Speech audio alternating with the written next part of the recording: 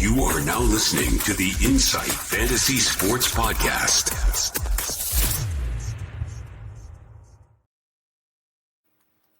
Welcome back to the Insight Fantasy Sports AFL Fantasy Show with myself, BK, and Nathan. We're looking back at our round 4 and how that went for us, as well as just how it went for other players. Nathan, how did your round 4 go?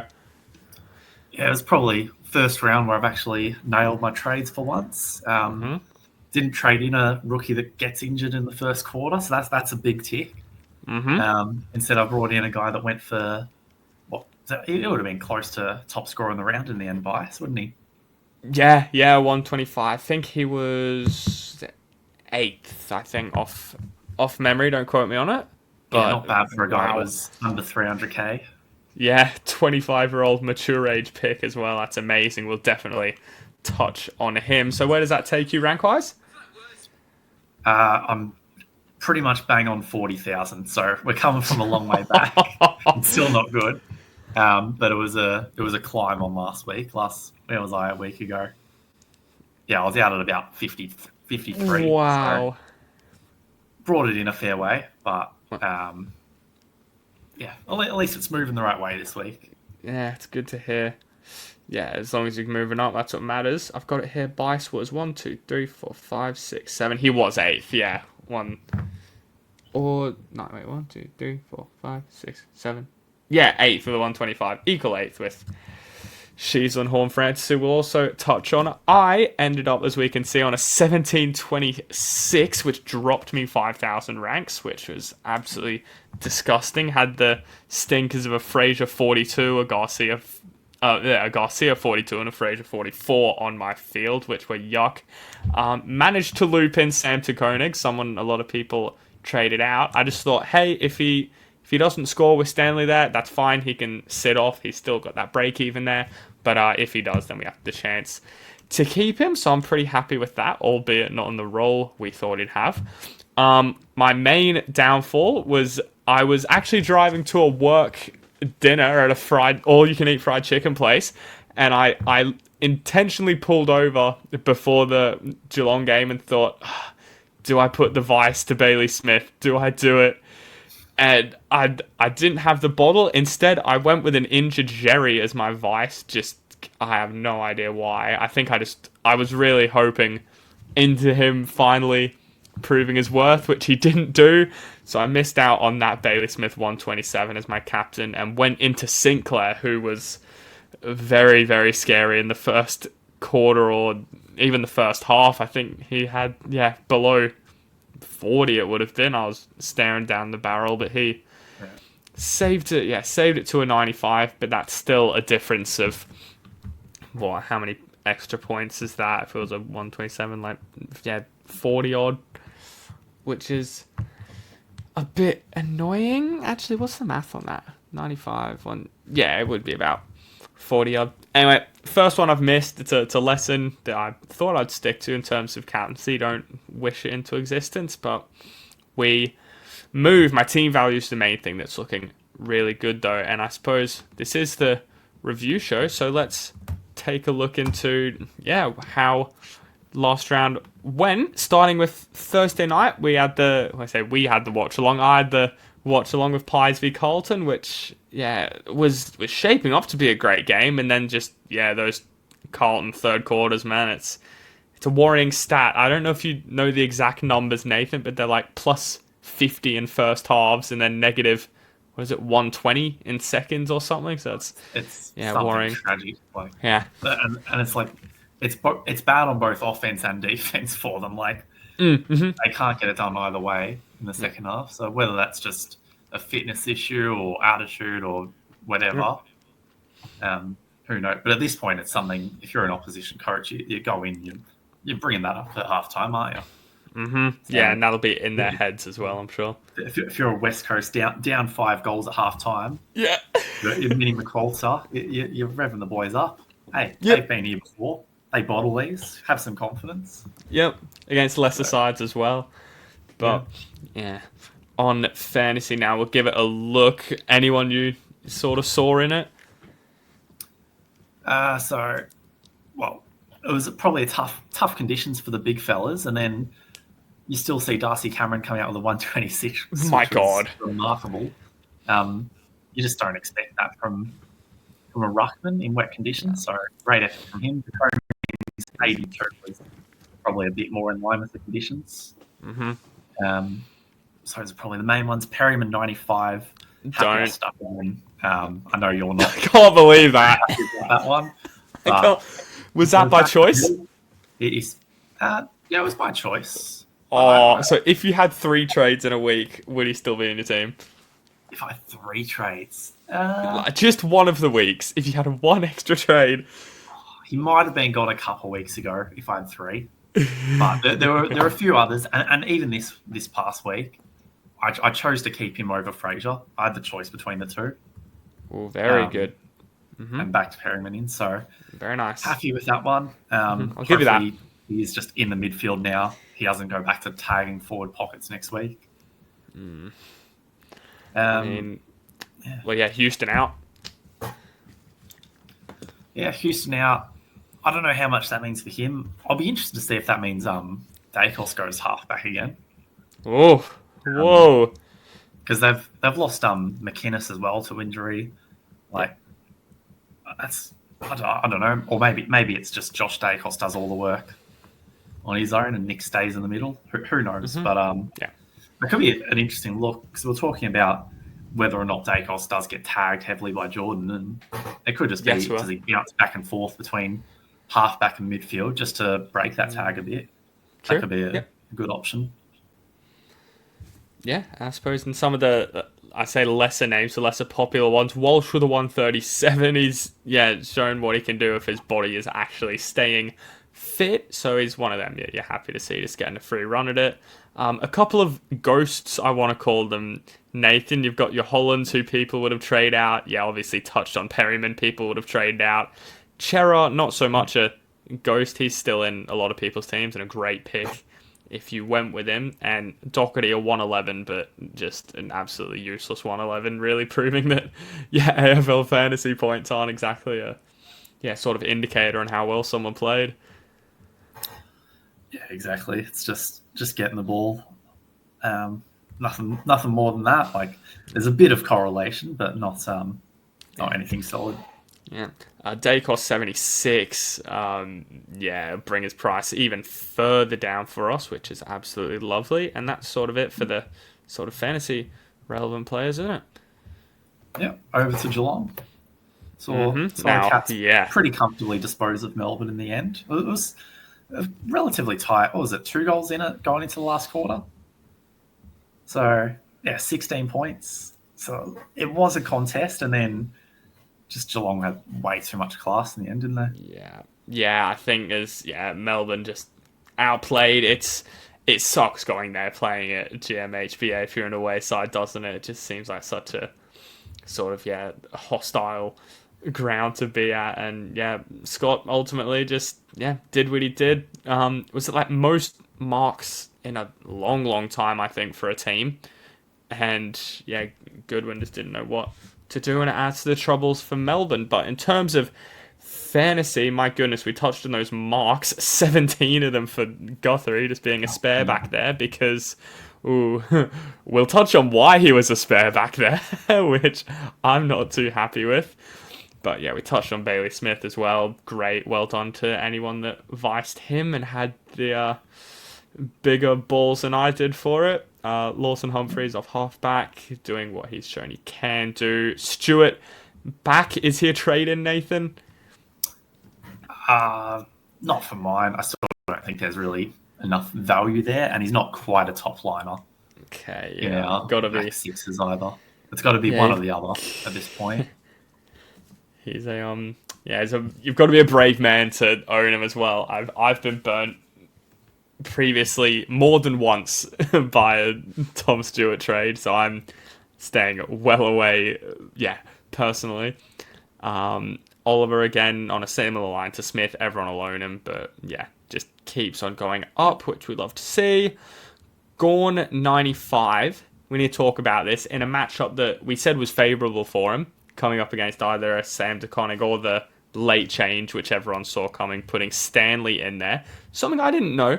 You know, Reece Stanley's actually older than Max Gawn. Yeah, Stanley's been know around that? for ages. Yeah. He was in the grand final sprint for the Saints in '09. So Yeah.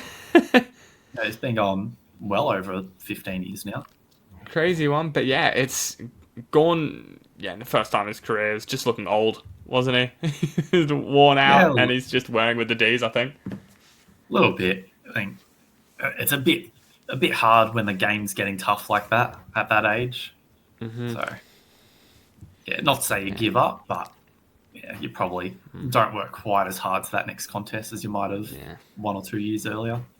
Exactly. You want to have it, but sometimes it's just one step too far. We touched on DeConnick in my emergency spot as well. 9 marks for him, as well as a goal, 12 kicks. That was very nice. He'll keep moving up. Petrarca 77 with 2 goals will keep going down in price. And do you think the four DPPs on the cards for him? I don't think he's had enough forward time as it stands. Maybe in the round 12 DPPs. That's about it. And right now, I don't see him being a top 6 forward, regardless. I think there's just a few ahead of him. Wow. Yeah, I like it. Bowie down to earth after a few of his good performances, just with May in there. And was Lever playing? No, he wasn't. But regardless, Mayback, Bowie just brought back down. Lever's got another ankle surgery or something, doesn't he? Oh, is that ankle? Something they said during the week. Yeah.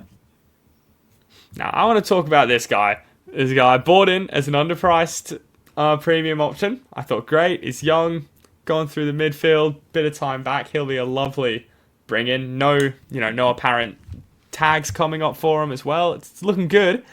And then we got a whole 4 quarters of bloody Sparrow standing on Max Holmes' toes and ruining my fantasy scores. It opened up that free back there for Geelong, who was just floating around and taking marks at will. It was a team that you can tell don't normally tag, and didn't Holmesy have something to say about it after the game as well?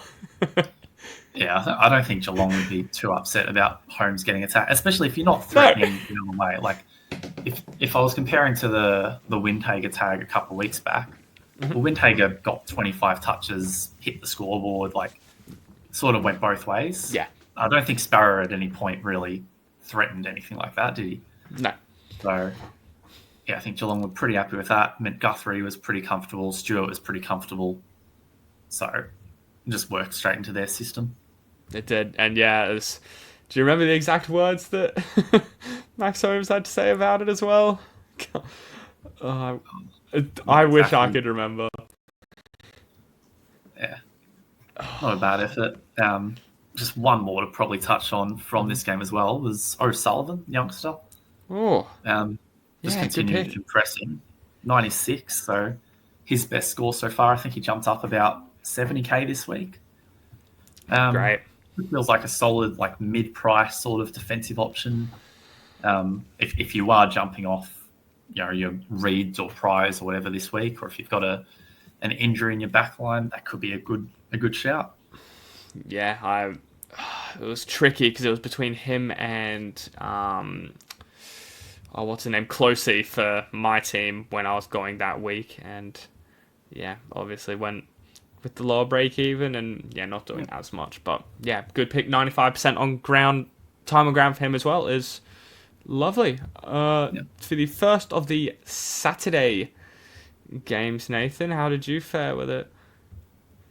Yeah, it was a reasonable watch. It didn't feel like it was as good as it was hyped up. Like, a couple of the talks, I know commentators have to hype it up, but a couple of calls of it being a potential like grand final preview, and I'm sitting there watching it like Gold Coast versus Adelaide.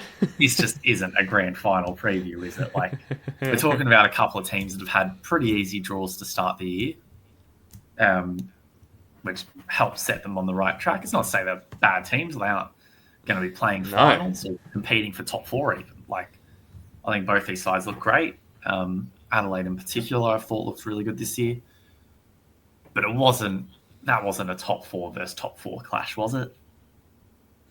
No, I didn't get to watch all the game. I watched the last little bit, which we will touch on. But yeah, it didn't quite have the feel or the polish of a top-notch game. But talking about class and polish, we've got a few of them up the top in the forms of Dawson and Rioli. Dawson just keeps doing what he's doing. Man, only 77% time on ground. I couldn't tell that. What were the? I'd be interested to see the splits of his like quarter to quarter, because I feel like was he going low at one point? I have a feeling 11 in the first quarter, 23 in the second. So he was on a 34 at half time. My goodness. And then a big 40-point quarter 3, 44 in quarter 4. Yeah, it was a massive part of their resurgence in that second half. Just putting the team on his back a bit. Just a quality player. Not for the first time. Yeah. And then Rioli as well threatened to do what we've wanted him to do. Is he an option now, Nathan? I think he's starting to become more of an option. Like, if we're comparing him with a Stewart, right? Like, Stewart's sitting at 800k, Rioli 820k, so just a touch more. But we sort of know what we're getting with Stewart, and we know he's just never been that top 6 defender. Yeah. Well, I don't think he's ever averaged over 100. No. And Rioli hasn't done that either, to be fair. But he's not been around as long. We just don't know, right? And he's in a new system. So it's just there's the possibility of it, but it's obviously a risky pick if you go on that way. Yeah, grain of salt. The Suns midfield, I guess, we'll touch on as well when we get those up in the form of, Rao and Anderson. What have we got? Yeah. Anderson 92, Rao 74, so they actually dropped off a long, long way. Finally getting tested in there, I think. Talking about midfield, how are these two boys, Peatling and Cumming, more of the ghosts coming up and having a good role with no Crouch? Yeah, Peatling was a bit of an annoying one because that was one of my early trade outs. I just had to get rid of one of the mid prices. I felt like he was the one to go, which you live with it, but it's a little upsetting when you see him put out scores like this, which is why you picked him to start with. You just wish that was there round 1, don't you? Yeah, would have made life a whole lot easier for us. Witsy showing he can do it. Still in the rock as well. Flanders on a 99, going about it too. Saligo 92. So this was a test for me with Saligo because he was getting points against the bigger teams. Well, not the bigger teams, the smaller teams rather. I was waiting for him to do it against a bigger team. And 92's done his job. I just think he's getting a little bit too high up there in price now. I think he's above 900k. Yeah, I don't know if there's enough meat. No Crouch as well. Yeah, so it's just a bit of a tough one. I don't know. Like, obviously, you're happy if you own him already, but if you're jumping on now, like, at best, he's making you 100k. So you could always go to a cheaper mid-price option or rookie option that can make you that same amount. Jump on a bloody Bice. We'll talk about him later. He'll make you that in 1 week. I don't think he can do it because it's not like he's going to be a top-line midfielder either, right? Like, nope. If you're getting him in, it's to be a stepping stone, and he's not going to help you step up that much. I suppose we'll touch on Noble. I was considering as a trade-in target, but you wisely talked me out of that one. Still looking like a sort of lower possession, higher impact, just less fantasy relevant player. Yep. Isaac Rankin with a 69. What happened there, Nathan? Yeah, just didn't find too much of it. He never really got it close to goal either. Most of his touches were back half, really. Like playing Still in midfield, but just behind centre. Yeah, I don't know. Like, and it's the sort of game as well that makes you think Adelaide might move him back forward instead of keeping him in the midfield, or at least change that mix a bit more.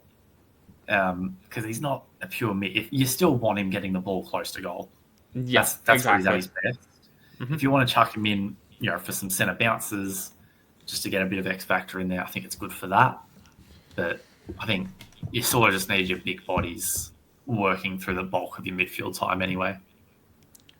Are you talking me out of ranking right now? Is that what's happening here? Probably. I mean, Ah, he's coming off a low score now, right? He's coming off a 69. Mm-hmm. That puts him, what's his average on the year? So he's going at 80 something. Right? still 90 for the year. Uh, But that's his second score. So he's gone 107, 116 as two good scores, and then a 70 and a 69. So he's showing there's going to be weeks where he can't score well. He's got Geelong this week is going to be tough. GWS is tough. Freo is tough. They control the ball. Like, I don't know. I'm not too keen on it. is he a top 6 forward? I think he can still be a top 6 forward. But just a top 6 forward you can get at a cheaper price. yeah, you can get a cheaper price, or you're just not looking to top up your forward line yet. You look to bring in like a midfielder that might make 200-300k instead. Jump on a defender that might have a bit of cash gen and be a top 6 guy. Like, I don't quite think Rankin's an option. Yeah, gotcha. Laird was bought off as a bloody tactical sub with that 65% time on ground, got a 60 and then lost. So that was, interesting call there. He must have had a knock or something, but he'll be a lock for DPP for any of our draft listeners or people just think about him as a possible defensive option. Sid Draper got some points in there. Curtin got some points in there. Don't know about much else from the game, Nathan. Anything coming to you? No, I think that pretty much covers it. Yeah. I think still great game. And on that though, I think now's a good time to bring in the weekly Hall of Lame segment. If I've got that in here somewhere, I do. And we're just gonna touch on it lightly. I'm going to chuck one of these out for the Adelaide fans as well. He's already dead. And we're talking about that last moment. We've got a minute 45 left on the clock in the Louvre. We have Rankin copping one on the chest, the ball flush in there. Got arms around him from, I think it's Collins back there. Arms around while in the marking contest. Easy free kick if the mark wasn't taken already, but no, play on. Adelaide lose by a point again, and this isn't the moment that I'm putting in the gallery, if you will, because those mistakes happen in footy. I was just talking with Nathan before. I'm pretty sure Adelaide had a goal from the top of the goal square from something that wasn't quite there as well. But the thing that really gets to me, if we move on to the new slide as well, for the visual things, I'm putting the whole AFL in the Hall of Lame this week, all of it, just for this whole, official, incorrect decision announcement sort of, things they do after these happen, because I just don't see the merit in it. I just don't see the point. Like, is it meant to bring closure to fans, or, improve the umpires? I really don't get it, because if we were gonna, say this was incorrect, this was incorrect, each sort of week, it'd just be a massive sort of waste of time. And I understand the sort of merit behind it, but I just don't think it should be.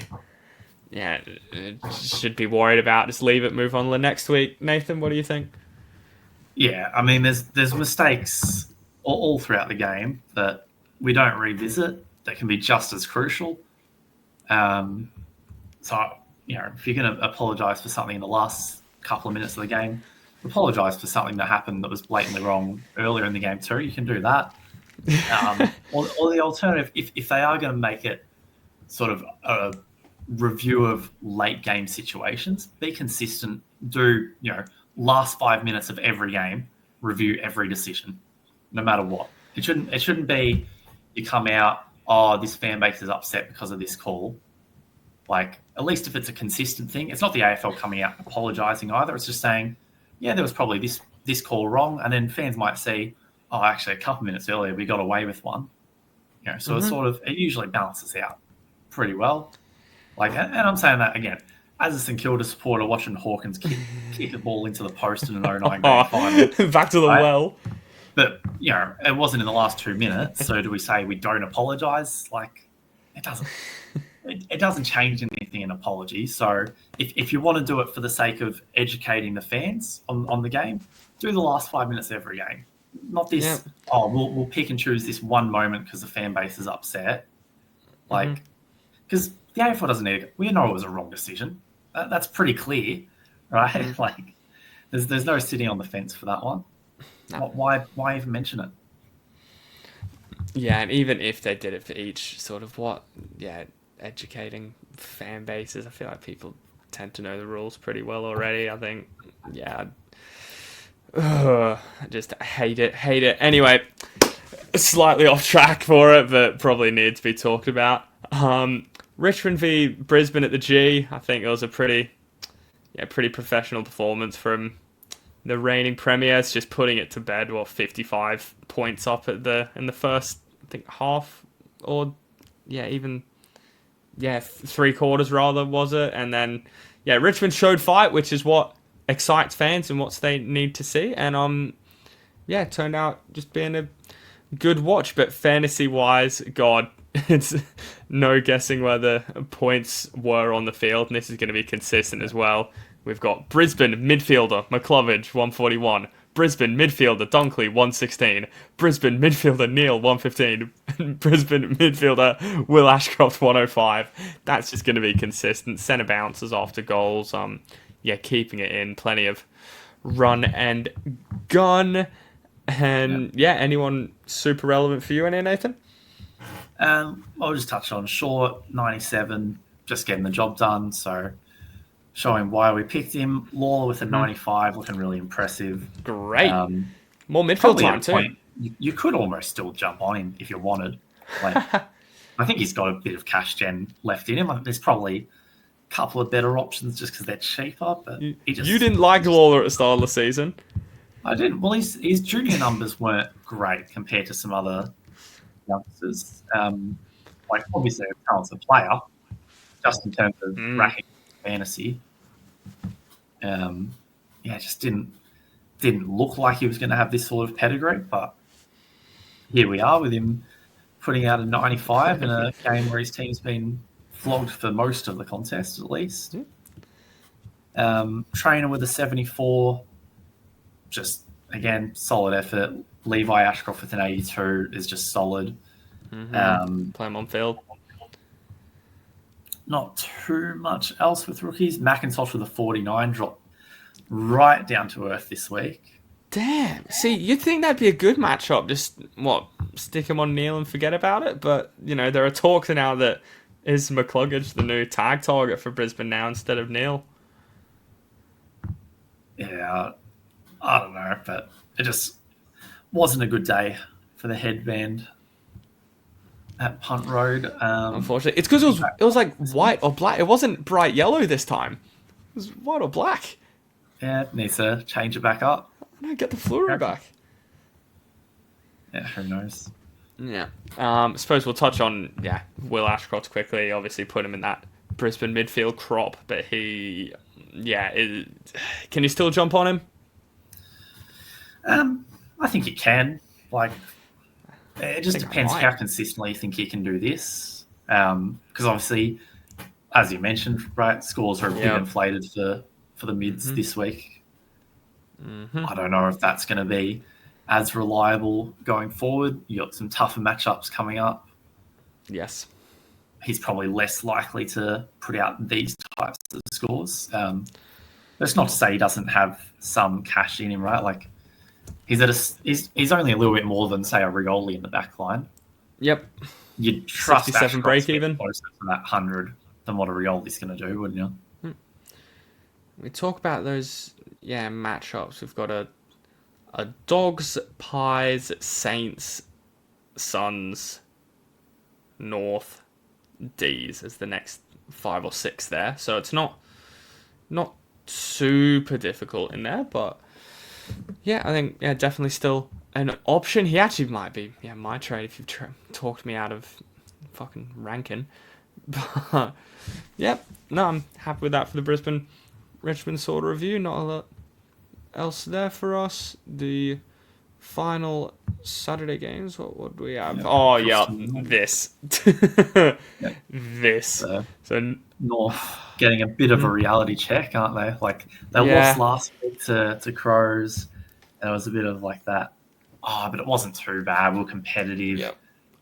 And this week just getting absolutely monstered by Sydney. And it's not even a full strength Sydney. They're missing a few big names. And touch on that. Yeah, it never looked like a contest, did it? Like, no, absolutely ran over the top of them. What was it? Nearly 70 points in the end. Jeez. And yeah, just absolutely one-sided game. Probably best on ground or close to best on ground was a trade-in rookie this week in Riley. Yes, come on. What a kick he's got on him, eh? Like, I don't know how they do it. It feels like no matter who they bring in, they're a good kick. Like it goes without saying, but he just looks something special with it. 15 marks as well, like just racking up so much of the footy. Yep. And he's not getting kicked out of that 22 this season at this point. Like that's job security's covered. Absolutely. If you don't have him, that's the number one trade target this week. Absolutely must bring in. Raising my hand as a to the audio listeners there, but 24-year-old mature age recruit. I'm trying to remember do you remember the pick that they got him with? I think was it like I think it was part of the Parker deal, wasn't it? Wow. Yeah, see, that's bloody brilliant. Business from Sydney, as we've sort of come to know with them. I think with him as well, his sort of, you've heard through the grapevine that the sort of knock on him is that, he's not big enough, he's not tough enough in the contest, which people then go away from. But he said, hey, when you got players playing, in space, when they're not going to be in a contest, and they've got a lethal kick, find the footy, plenty of marks, and great runner as well. I hear from him as well. Should just cancel it out. So well done, Sydney. Well done, Bice. Top of the tree, or what, the Anaconda Bice, I want to call it, Nathan. I quite like it. But 125 as well for Harry Sheasel. We were watching a Jordan tag, but at the end of the day, Sydney didn't really need to roll anything out for this game, so he still went around. That 34 touches, my goodness. Yeah, a few others went solid. Power with a 92 was respectable. Daniel with his 88. Nothing too much to complain. A bit of talk about how much impact he's having for the club. For a guy that's been brought in for his ball use. But we knew that was going to be his role. Game plenty of it. But I still don't think they're going to take that role off him anytime soon. Tristan Sherry, 78, just that looks like one of the worst picks I've had, because it's a tough one to jump off of too, because you're just waiting for him to flick the switch and be back to that 120 guy. So you just don't want to trade him out. You're sort of stuck holding him, doubling down on all your losses. Just the lack of options as well. It's a tough one too. Again, price-wise. Yep. That was probably an okay, passable effort from him. He got that goal late. He did. That helped. Looking further down, Hanley, 65 was okay. Your man. Sheldrick with his 51. Just, tough to jump on that. Corey Warner, 42. This is probably the first real stinker from him. He looks like one of the better trade targets a couple of weeks back. He did, yep. Chad right beneath him with that 41. The Chad. Tough day for him, isn't it? He spent the last quarter on the bench. He did. So obviously that's going to affect his scoring, but he wasn't he wasn't on track for anything good Oh, anyway. nearly sub 900k. He's nearly touching the 800ks. He will be next Yeah, week. it'll keep getting lower. Mm-hmm. Yeah, I think that's it for this game, unless I've Yeah. missed someone. No, let's talk about a Ford DPP with Chad. Is that happening? He wouldn't be far off. That's probably the only world where we bring him in, isn't it? Like, Yeah. he's not going to drop enough in cash to be a midfield option for us. But in the forward line, like, he can be a top 6 forward, can't he? Yeah, for sure. Quick shout out to Caden Cleary. I saw some stats around his pressure acts for the game and run and whatnot that doesn't get rewarded on the scoreboard. So shout out for him. But I want to touch on Jerry just quickly as well, because we're all downgrading to a Bice or fixing up rookies to make money. That's another thing with trading him as well. You'd want to use that excess cash you make from him to go up on a separate trade, which we're not able to do at the moment. So he's one you hold not out of want, but just out of sort of a need. Man, I didn't even look at the hitouts. 23 hitouts to what? Grundy 21. Oh, low stoppage game. Well, they were just kicking goals the whole time, I suppose.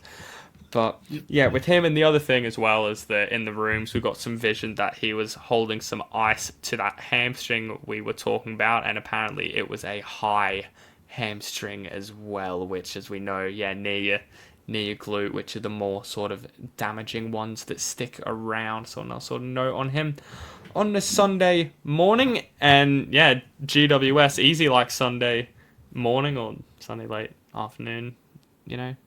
Did that work? Pretty comfortable. You'll notice there's a common colour when you sort by fantasy points. Whoa! Yeah.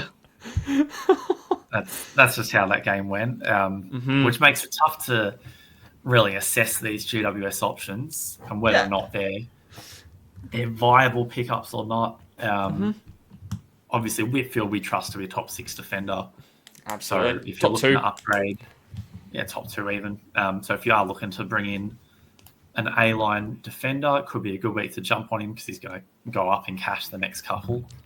Tom Green, I think, is still a great shout in the midfield because he's one that we think can be a top 8 mid. Yes, I think should be.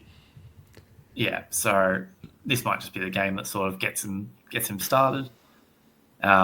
You can sort of ignore stuff like Hogan, great game, but he's not a fantasy option. I missed the last patch of that game because it was overlapping a little, but apparently he handed one off late. He could have kicked 10. He's passed one. I'm not sure. Not sure if you caught that. I didn't as well, but I remember seeing him when he was on 4 or 5 or whatever, and he was like, he had a spare man there and he was looking at him with the hands out ready, saying, keep coming, I want to give it, and the guy just sort of ran off. So it wouldn't surprise me if that was the case. Further down, Ash is probably the next relevant name. God, Ash and Perryman, dude. Yeah. Looks solid game. If you've been following since early, those two are killing me, man. He could have done a lot more considering how much of the footy Giants had. Callahan with a 79, that's a real concern for how easy it was for the Giants. He's not you don't have to rush him out, but you'd be looking to trade him on pretty soon. Couple of Eagles players, Baker with that 86, just another solid one. If you started with him, Marriage 73 went okay. We touched on him that he was an okay option, but nothing special. And then you're sort of scrolling down to some that just didn't put out much of a score. Connor Stone 28 was particularly disappointing.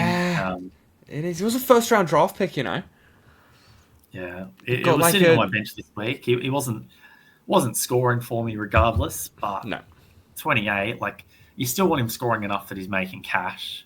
And he wasn't making cash this week, was he? Oh, was he? There you go. He was up 20k. But then that's next week on the back of that nearly 70-point score. from round 3. Whoa! And next week So- he comes in with a 21 break even. There's no promise he gets to that. He was also. Do you know he was the best and fairest for the GWS VFL last year, or one of their lower It was teams? a big part of why he got into the side this year. Ugh. Just needed a bit of opportunity. Yep. Quick touch on those West Coast debutants as well, let alone rookies. Tom Grove is an option that you can go down. I wouldn't go near a Sandy Brock personally in his role. And man, who was it that got the job on Hogan? That would have been a rough I think that was introductory for them. That was the youngster, wasn't it? That went on to Hogan. Was it? Pretty sure. I'm pretty sure they chucked Brody Hoff? Brock. No, it was Brock on him, wasn't it? Was it? I think so. I could be wrong. Anywho, yeah, rough introductory regardless. So our thoughts and prayers are with whoever they were. You won't get a Jesse Hogan every week. Now onto your game of the round, Nathan. I'm just gonna let you take it away with this one. Yeah, it was great watch from a Saints fan's point of view. Just lots of pressure. There was a patch, maybe 5-10 minutes where both sides were going at it like it was a prelim final or something. Just so much pressure. Couldn't maintain that for 4 quarters, but no, it was a good watch. Fantasy wise, we'll start at the top. Horn Francis with a 125. Woohoo! And 125 for you. I got to say, for me, it was a 250 this week from Horn Francis. My goodness! I flagged that St Kilda are his bunny team. He usually pulls out a couple of tricks against us, so I was pretty happy with that. My word. Selection. Yeah. Outside of that, Butters with a 94 on return. It's okay. Hopefully, he drops a bit in price and becomes an option for us. He doesn't look like he wants to be a pawn. Yeah, it wasn't a great actual performance from him. I thought he was probably one of the weaker players on ground, but he found plenty of the ball with 30 touches. Sinclair and Wanganeen Miller both went well. You were tossing up between the two. I think you ended up with Sinclair, and now there's not much difference. You're probably not too bothered either way. Well, you ended up with a Horn Francis 250. I ended up with a Sinclair 190, which is sort of a bit of a downer on what could have been. But yeah, just quick touch on him as well with that score. He was on, I've got the actual figures here now. He had a 16 in quarter 1 and then a 21 in quarter 2. So it was on 37.5. So I'm just glad he rescued it. Yeah, he barely touched. I think he had 7 touches with 5 minutes to go in the first half. He wasn't getting near the ball, and then turned a match winner late in the game. He did, just Port come back and just put it through. Yeah, a few other numbers. So Rosie 84, pretty disappointing performance from him. McRae 84, he was due a bad performance, but remember the price tag we took McRae at. If he was going to average 84, that was still a lock for us. He was so discounted after getting bevoed. Yep. So, yeah, still happy with that one. Marshall 75, just not a great afternoon for him. But still don't mind the idea of trading him in if you are making a ruck move. Yeah. It's just a little awkward to make that choice because most of us have got a De Koning who you're not trading out. So then do you make that sideways trade, Sherry to Marshall? Probably not.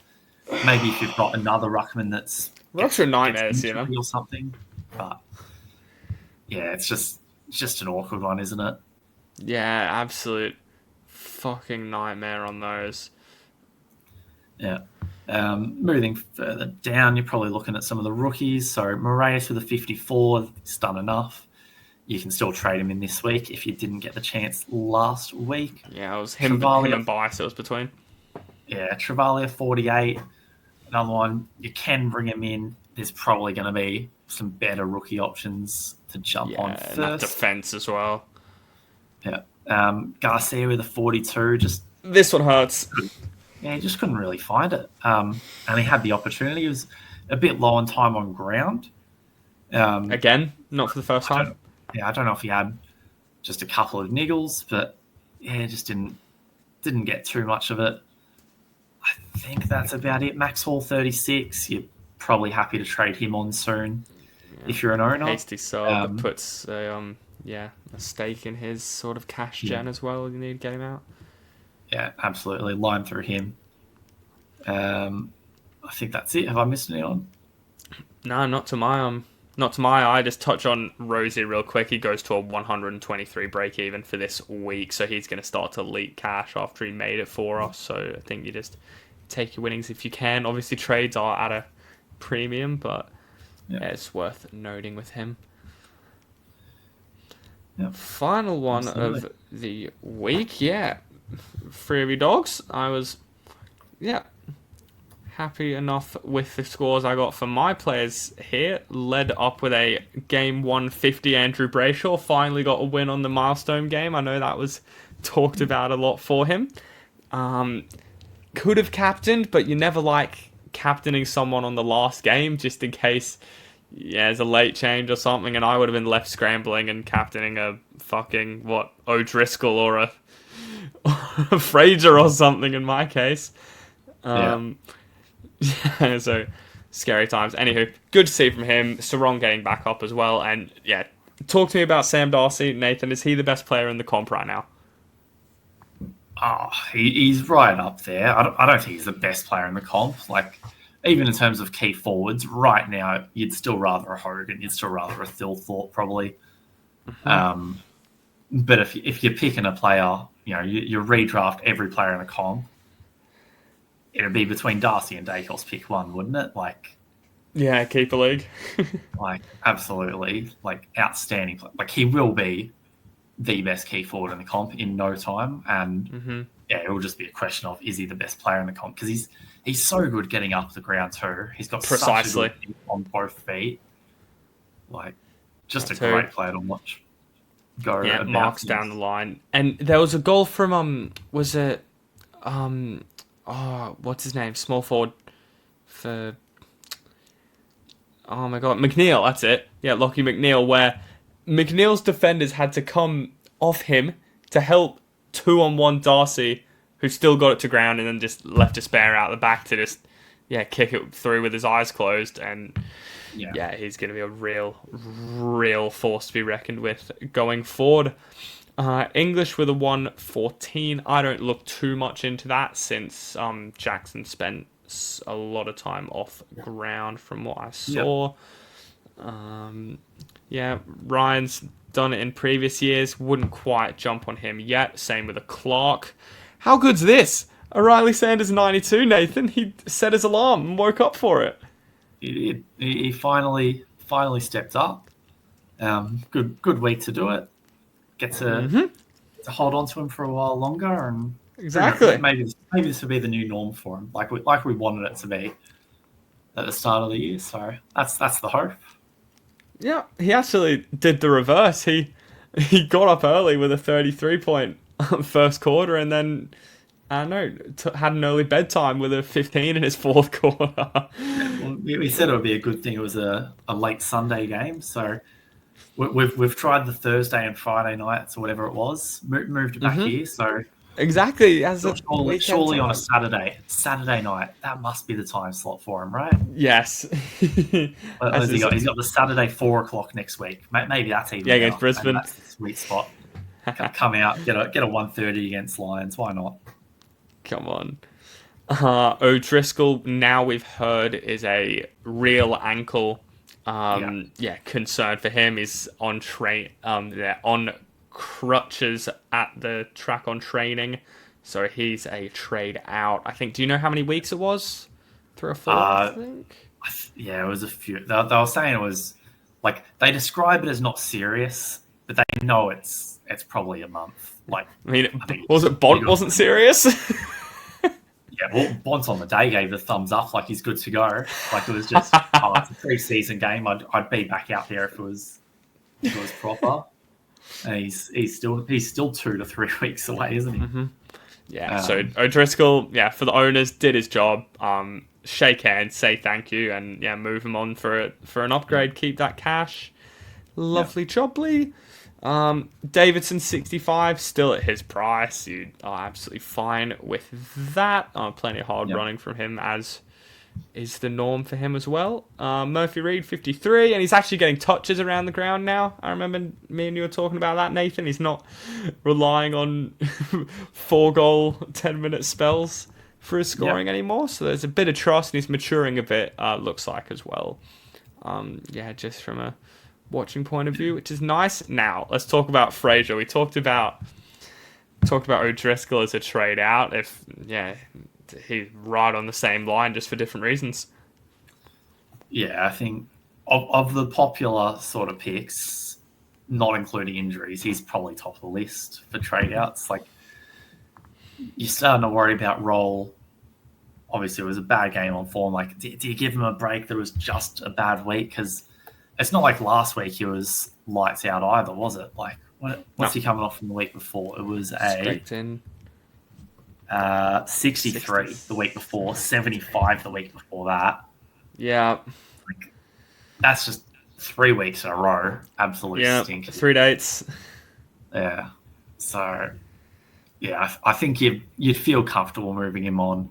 Obviously, if you've got injuries and stuff, like a Will Day, for instance. Oh my God, we didn't even touch on it because he's on the bye. Yeah, because he's on the Bice. Like someone like a Will Day who's missing a month or more than a month. I think he was quite serious. That obviously goes out before Fraser. Who we just mentioned, O'Driscoll, out injured, he can go before Fraser. So like, it's not to say he's top of the list to go out, but in terms of players on form and role, you wouldn't mind moving him along pretty quick. Like even a De Koning, who's you're starting to worry about his role if Stanley's playing, but at least he's still got the low break even for another week. Like you can afford to hold on for a little while longer. But Fraser now, like he's going to drop cash the next couple of weeks if you can't get rid of him. So and I and that's his only job, to make cash, right? Like it's not like a Sherry who's dropping cash, but you hold on thinking he might still end the season a top 2 ruck. He could bounce back that much. Fraser's not that player. No. I think, on that with Fraser as well, in terms of getting rid of your injury players before him, it's just because there is the chance. The reason he's been scoring low is because he's just been thrown all over the place in a game. This typical Bevo style. He goes halfbacks, playing some midfield. He was in a forward pocket. You love saying that he even got a hit out in there somewhere as well, Nathan. And so you never know. Hold on to him. Yeah, obviously you want to get him out, but you prioritize those injuries and DNPs, red dots, whatever you want to call them, before him, just because he might, who knows, next game might get a full game off halfback against Brisbane. Yeah, exactly. Yeah, which, I mean, that brings us to the end of the sort of review aspect of it. I'll quickly get my team up to have a look through what my sort of planned trades for the week are going to be. And at the moment, they're planned for a reason. We just talked about him. First one for me, Fraser out, Bice in. Just absolute tap in there. You make, 300k. And, move on. Get that massive negative break-even for Bice. I know term must-have thrown around all the time, but look, negative 41 break-even at 387k with his scoring. If he does a hammy in the first minute, he's making you 30k. So it can't be a bad pick. Exactly. Fingers crossed on that. And then I'm going O'Driscoll out just with the injury. Thank you for your service, my men. And I've gone into Rankin. At this stage, I was telling Nathan earlier, I'm going to have to do a reshuffle to get Davidson on the field because I have more faith in him than the likes of a Garcia or a Moraes.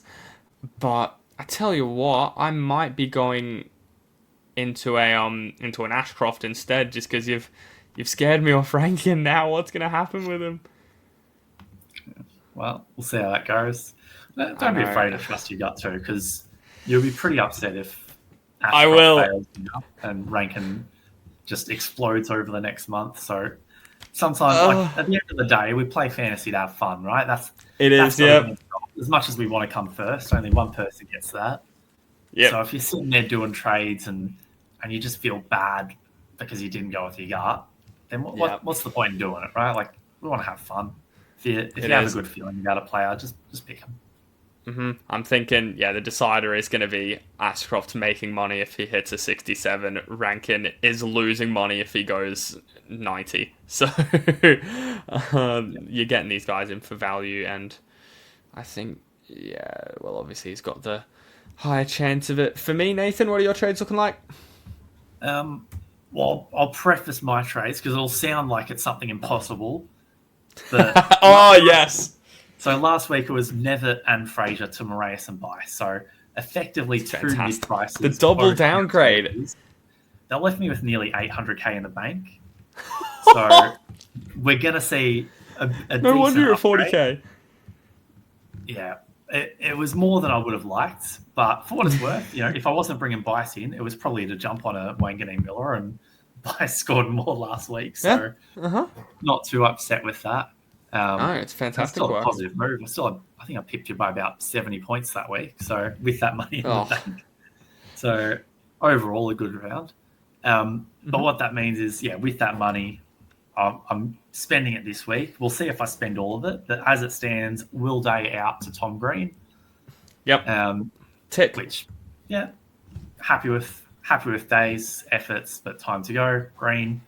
Hopefully, he's going to just be that top 8 mid from this point on. The other one, which this is why I prefaced it because it will sound impossible. Camporeale to Nick Dacos. Obviously, a like for like, isn't it? Basically the same player, same level. Yes. That feels great. Look, I don't know if I'm going to stick with that trade. Camporeale out's probably staying. Whether it's Dacos, maybe I go down a bit cheaper, find a player with a bit more value, like you've jumped on an Ashcroft, I think is solid. Yep.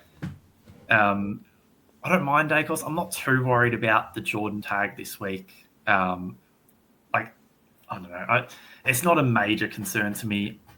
I think he can just have a great game, and he usually performs well in the games that matter a bit more. Like it's the taggers from clubs that wouldn't normally compete with Collingwood anyway, right? I think in a game against Sydney Friday night, he's just going to put on a show.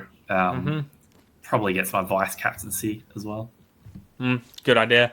Yeah, 113 break even, but we can see him going above that. I think. I wonder what the line is on his score.